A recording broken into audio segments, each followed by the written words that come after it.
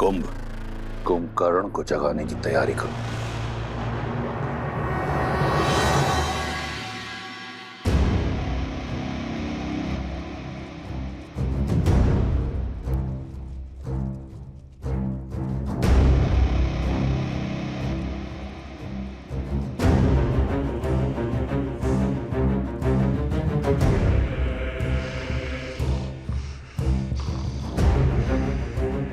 चिंता मत करो, उस वनवासी की हार निश्चित है। नर है वो, नारायण नहीं। और लंकेश ने उचित ही कहा है, 6 माह में जगे या 6 दिन में। मेरे पिताश्री अजय हैं, अमर हैं, उन्हें जगाने में ही लंका का हित है। खोल दो द्वार।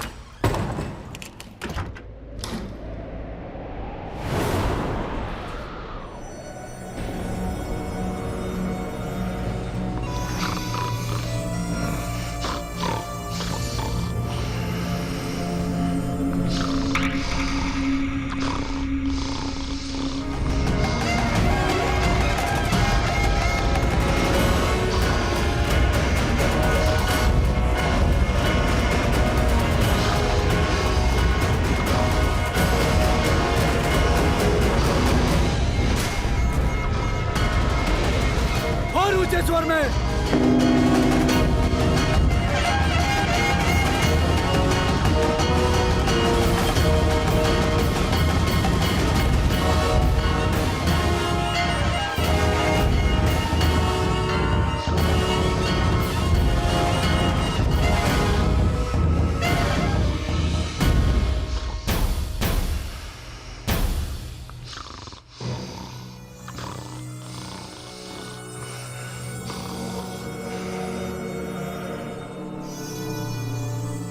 कदाचित तलवार की चुभन और चट्टानों का भार इन्हें उठा दे। प्रारंभ करो।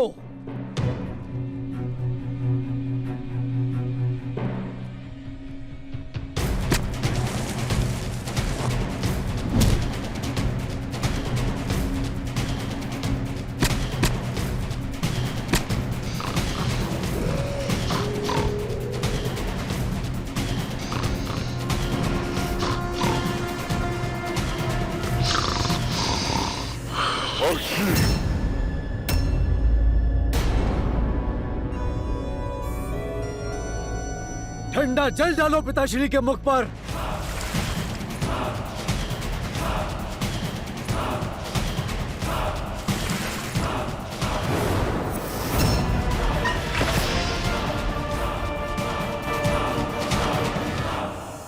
जय श्री राम, जय श्री राम।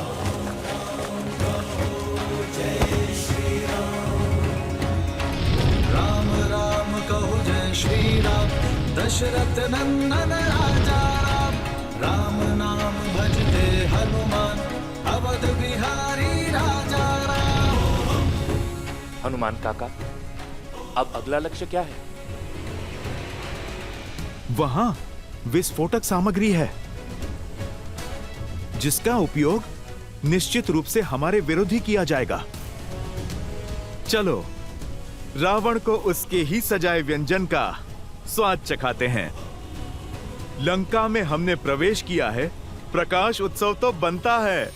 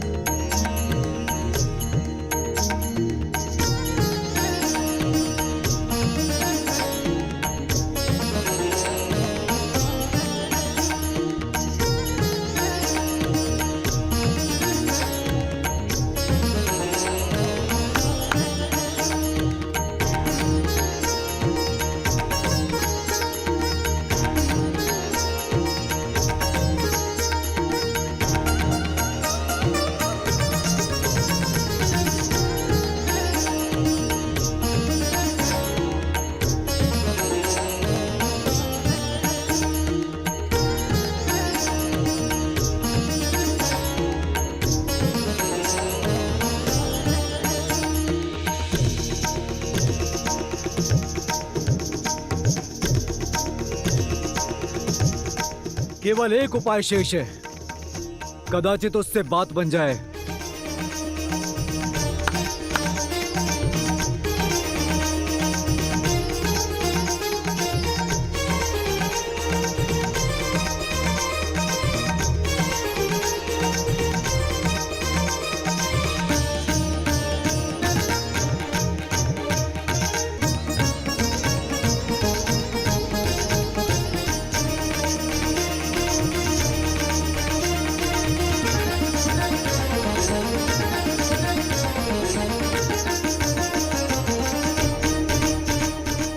उन पर भोजन की सुगंध का प्रभाव हो रहा है।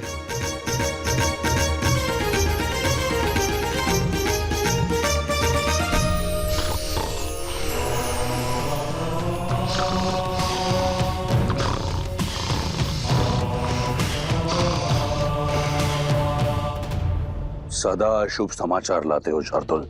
क्षमा महाराज, परंतु मैं तो सदैव आपके ही आदेश का पालन करता हूँ महाराज। सब करके देख लिया, गीत संगीत, धुन तान, भोजन की मीठी सुगंध, किंतु आपके भाई की निद्रा है कि टूट ही नहीं रही। उसकी निद्रा को टूटना होगा, जागना होगा उसे। लंका भारी संकट में है। मुझे मेरे कुंभकर्ण की आवश्यकता है। प्रतीत होता है कि इसी दिन के लिए मैंने अपने महाकाय भाई को ब्रह्मा से वरदान दिलवाया था।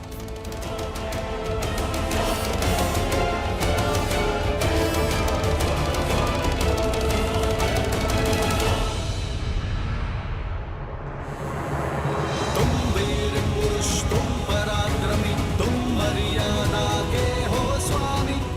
नील, तुम संकट हर लो आगामी। मन में है विश्वास तो आकाश में परचम रहेगा। जब होगी जीत तो हर दिशा में राम नाम गूंजेगा। होगा सीता राम का मिलन, तो पर्वत पिघलेंगे। राम की सेना जीतेगी और ध्वज हवा में लहरेंगे। जय श्री राम। जय श्री राम, जय श्री राम। राम नाम भजते हनुमान, अवध में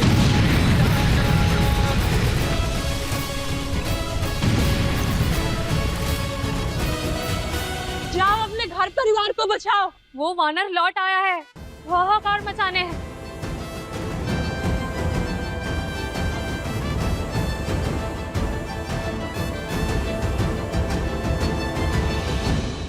बीच युद्ध में पुनः लंका दहन, जाने क्यों? मेरे श्री राम युद्ध केवल रणभूमि में ही नहीं, मन भूमि में भी करना जानते हैं त्रिजटा। लंका दहन का निर्णय रावण के धैर्य को तोड़ने की नीति से लिया गया है। ऐसा समझो लंकेश के अंत का आरंभ हो चुका है त्रिजटा।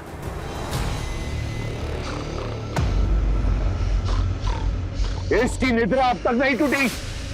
हर युक्ति लगाकर देख ली महाराज, परंतु पिताश्री हैं कि उठ ही नहीं रहे।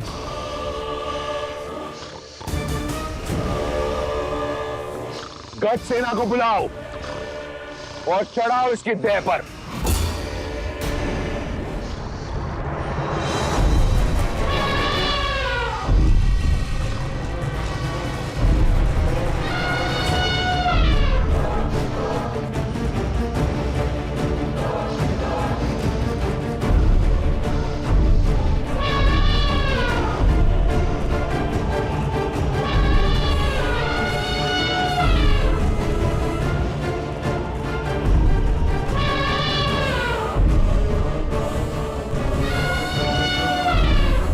हटाओ इन्हें।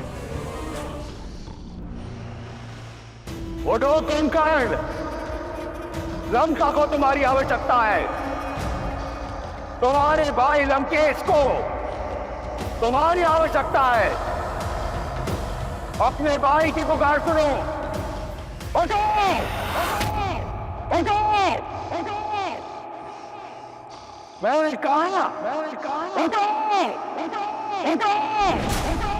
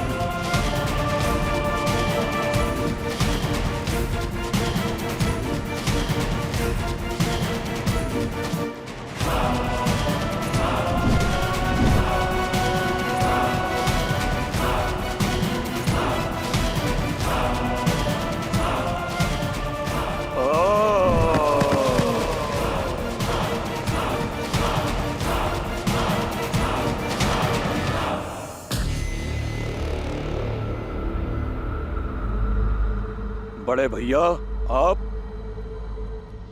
प्रणाम।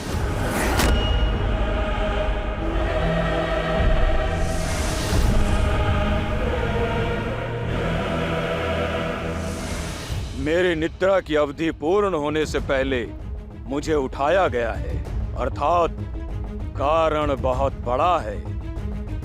क्या लंका पर कोई भारी संकट आ पड़ा है भैया? तुम्हारा संदेह उचित है। लंका की एक ही पुकार है, त्राहिमाम। और इस पुकार का कारण बनने का दुस्साहस किसने किया? कौन है तीनों लोकों में जो मेरे भाई को इतना विचलित कर दे कि मेरे वरदान को भंग करके आपको मुझे उठाना पड़ा? एक वनवासी।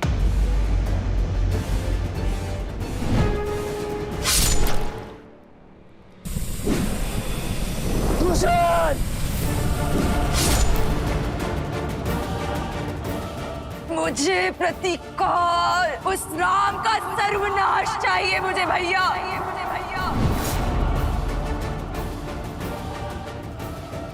अब मैं तुमसे बलपूर्वक विवाह करूंगा।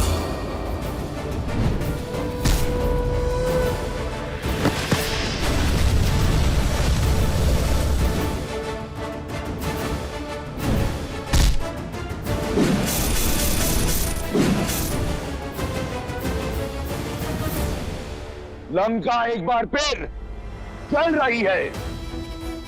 लंका और उसकी सेना भारी संकट में ग्रस्त है।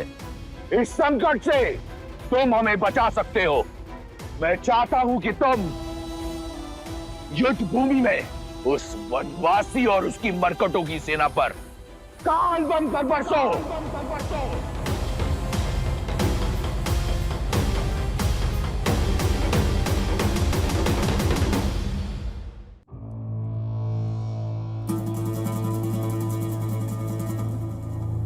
विभीषण कहाँ है भैया? नाम मत लो उस विश्वासघाती का। जिस समय मुझे उसकी आवश्यकता थी, वो मेरा साथ छोड़ उस वनवासी के चरणों में जा गिरा। कायरता और विश्वासघात की पराकाष्ठा है वो। तुम तो जानते हो, मुझे उस दुर्बल से कभी कोई आशा नहीं थी, और तुम प्रेम और विश्वास दोनों के आधार हो। सदैव मेरे साथ एक अडिग पर्वत के समान खड़े रहे हो। हर युद्ध में, हर स्थिति में सर्वदा मेरे साथ। और वो विभीषण उस वनवासी के गुण गाता है। जानते हो उसने क्या किया? लंका का हर भेद उस वनवासी के समक्ष खोल रहा है। लंका का भेदी है वो कायर। मैं आपकी बात को झूठ नहीं मान सकता भैया, किंतु ये सत्य भी नहीं नकार सकता कि विभीषण कायर तो नहीं, साहसी है। क्योंकि साहस धर्म का साथ देने में है। वो अपने धर्म के चलते ही इस पाले से उस ओर गए हैं, और मेरी दृष्टि में भी धर्म श्री राम के साथ है। सावधान कुंभकर्ण, अमर नहीं हो तुम। यदि मेरे शत्रु को श्री कहकर पुकारा तो मैं यही स्वयं तुम्हारे प्राण हर लूंगा। मैं यहां आया था यह सोचकर कि अगर एक भाई विश्वासघाती निकला तो क्या हुआ, मेरा कुंभकर्ण भी है मेरा साथ देने के लिए। परंतु देखो, तुम भी अपने भाई का साथ छोड़ उस राम के रंग में रंग गए। भैया, मैं तो सदा आपके साथ ही था और हूं, पर सत्य से मुंह नहीं छिपा सकता। क्या पर्याप्त लहू नहीं बह गया? शूर्पनखा का मान भंग हुआ, उसके पुत्र का वध हुआ। मेरे भाई खरदूषण, मारीच मामा, मेरे भतीजे अक्षय कुमार, वीर प्रहस्त, अनेकों शक्तिशाली राक्षस वीर काल की भेंट चढ़ गए। निर्दोष राक्षस सैनिकों से लेकर अबोध वानरों तक सबका संहार हुआ है। और अब तक आपके विचारों पर वासना का आवरण पड़ा है। किसी और की पत्नी को हथियाने का हट आप पर सवार है। सर्वनाशे संयुक्त पन्ने अर्ध त्याजति सह पंडित। जब सर्वनाश सर पर खड़ा होता है, आधा बचा लेने वाला भी बुद्धिमान होता है। तो आप जैसा विद्वान सत्य नहीं देख पा रहा है? क्यों राक्षस कुल के पतन का आधार रच रहे हैं आप? मैं पतन कर रहा हूं राक्षस संस्कृति का? तनिक स्मरण करो कुंभकर्ण, अगर 10 लोकों में राक्षसों की ख्याति है तो मेरे कारण यदि पाताल से लेकर स्वर्ग तक राक्षसों को सम्मान मिलता है, मेरे कारण क्या था मेरे पास? एक टूटी हुई कुटिया, वहां से निकलकर सोने की लंका पाई मैंने अपने प्रयास से, प्रहार से। और क्या चाहते हो तुम? सहस्त्रों वर्षों में संजोया अपना सम्मान माटी में मिला दूं? अपने आत्मविश्वास का समर्पण कर दूं? नहीं। शक्ति का मद आपके ज्ञान को लील गया है भैया। सीता के अपराधी हैं हम, और राक्षसों का हित उन्हें लौटाने में ही है।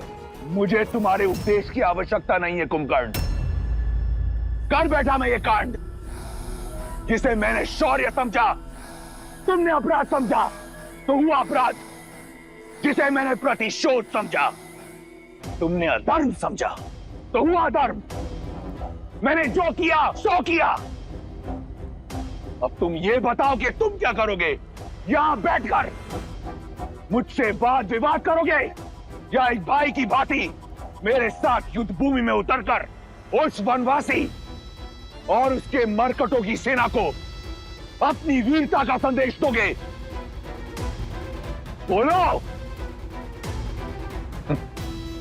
जो साथ ना खड़ा हो उसे विरुद्ध माना जाता है। दुर्भाग्य है मेरा कि तुम भी विभीषण की भांति राक्षस कुल पर कलंक निकले। अपना भोजन पूर्ण करके अपनी निद्रा पूर्ण करो कायर। मुझे तुम्हारी या किसी और की कोई आवश्यकता नहीं। ये कांड मैंने किया है तो संहार भी मैं स्वयं करूंगा। नहीं है तुम्हारी आवश्यकता। रुक जाओ भैया, मैं अपना धर्म निभाऊंगा। ना मैं नारायण को जानता हूं, ना किसी नीति को समझता हूं। आप ही मेरे ईश्वर हैं और आप ही धर्म। आपके लिए जिया हूं और आपके लिए ही मरूंगा। वरदान आपके लिए ही मांगा था और आप पर ही निछावर करूंगा। छोटे भाई के होते बड़े भाई को युद्ध भूमि में उतरना पड़े तो ये कलंक होगा। यदि आपकी इच्छा युद्ध है तो मैं अवश्य युद्ध करूंगा। आपके अधर्म का साथ देने के लिए नहीं, बल्कि अपने भाई और अपने राजा के सम्मान के लिए। जब तक मेरे शरीर में प्राण है, मैं राम और उसकी सेना पर काल बनकर बरसूंगा।